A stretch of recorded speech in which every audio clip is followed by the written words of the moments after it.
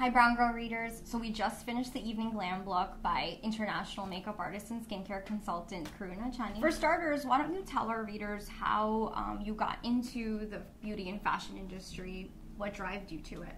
I actually have been in the fashion industry since birth. My father actually has been in the industry for 55 years now, so it just came very natural to me. Beauty and fashion go hand in hand, so it was very innate for me. Yeah, that's awesome. And so the fact that your dad's been in the industry, was it still hard convincing your parents that this is something that you wanted to do as well? Yes, absolutely. He joined the fashion business out of dire need. That time 60, 70 years ago was very different. Now is the parents want their children to be in a very stable position, something in maybe a lawyer or an accountant, something in the medical field. It was very difficult to get them to understand that I was going to be a very successful makeup artist. Yeah, of course, I understand that, but you proved them wrong and you made it happen. I did. I prevailed. I'm rebellious, but I'm also very hardworking and very determined. Yeah. I made it happen. Yeah. I'm still making it happen. That's awesome. For our young readers looking to step out of the box and go into an industry that their parents don't really approve of, can you tell them what it was like for you being a beauty and fashion student? You have to work much harder, much longer, and you have to be a lot more focused. You have to tap into all your connections. You have to nurture these relationships. You're going into a risky field. You don't have a steady lifestyle or a steady paycheck. You do have to be a lot more persistent than most. Yeah, of course. And so do you want to also tell us about maybe an internship that you did that really helped you understand that this is what you want to do? I actually interned with DKNY, Calvin Klein, and Carmen Mark Volvo, who's a great designer, evening wear designer. That's where I actually fell in love with the whole night glam makeup and all these beautiful evening dresses and all the bling, the crystals. That's where I know I'm going into this field. It is the ultimate place to be, especially if you want to look beautiful in your clothes, in your makeup, in your hair. It's a complete look. That's cool. And so, in addition to, of course, excelling in skincare and makeup, you're also an entrepreneur. You started your own studio in Southeast Asia. So how was that experience for you? And then I believe that you returned back to New York after living there for quite some time? Yes. Actually, I had a makeup studio in Indonesia, from 2002 to 2005. Okay. It was a very lucrative business. There was no American artist or educated artist. They had strictly Asian artists out there, and I actually was able to bring something new to the table. They were hesitant at first, but once the doors opened up, it was free-flowing.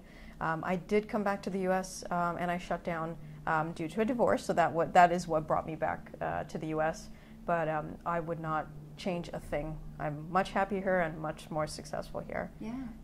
And so, of course, you've traveled all over the world. You did so much work out in Southeast Asia. Can you tell me a few of your favorite clients that you've worked with, or even just fashion designers or jewelry designers that you've worked with?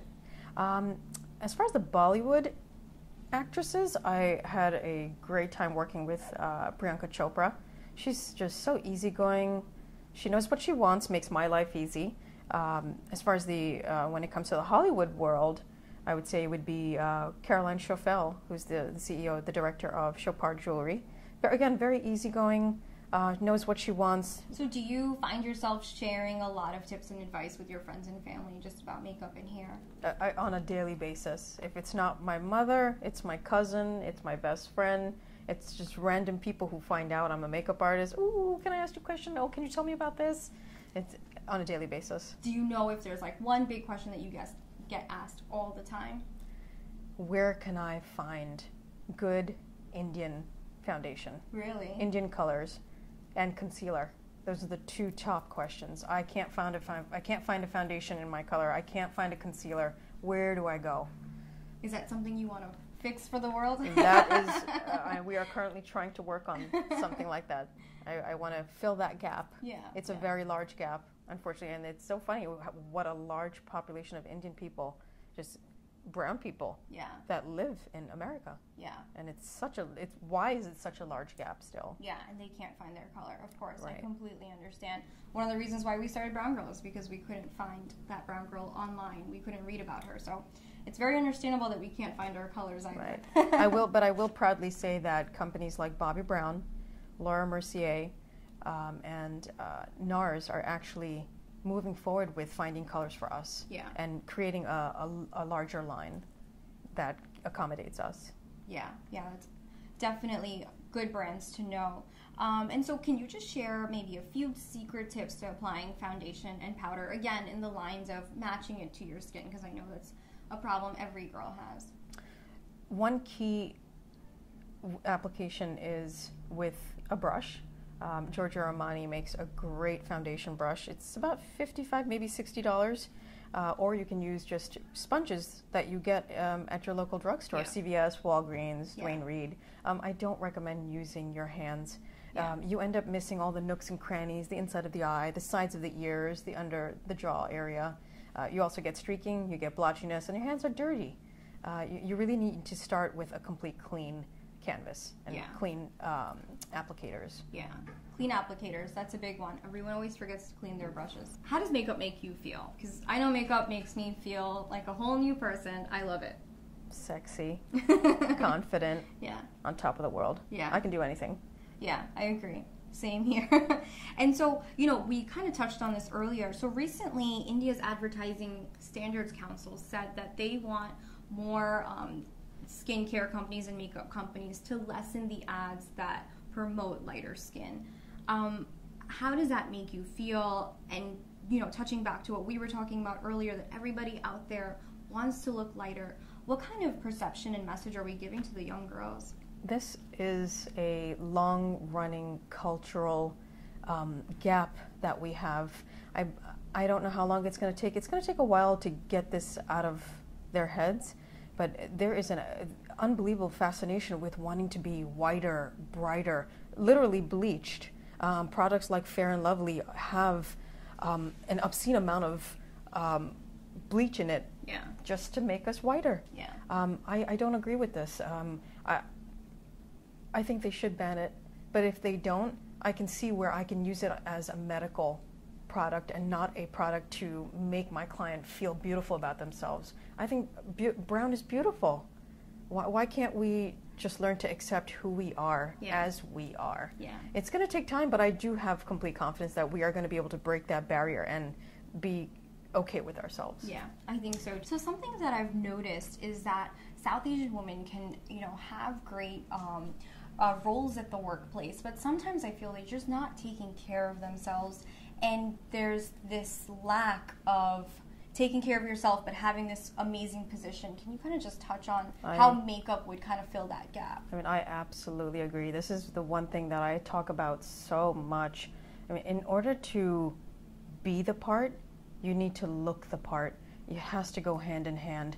You can't possibly, be interviewed for a CEO position and walk in with broken nails, disheveled hair, acne on your face, and having no makeup at all and just looking like you do not belong. It is so important to keep yourself not even extremely polished, just polished. And it takes just 5 minutes, maybe 10 minutes, but it's really not a heck of a lot of time. Yeah, I completely understand. So in some ways I feel, of course, everyone is beautiful in their own way, but makeup does lead to some sort of empowerment and confidence, you would say. Absolutely. It's almost like a mask. It gives you this confidence. It gives you this edge that I can conquer this job. I can conquer this world. I can make it happen for myself because I've got this mask on. It's not a literal mask, but it is the mask of power. Yeah. It definitely does feel like it. And so if you could just tell our readers, what's next for KC Makeup? What can we expect from you?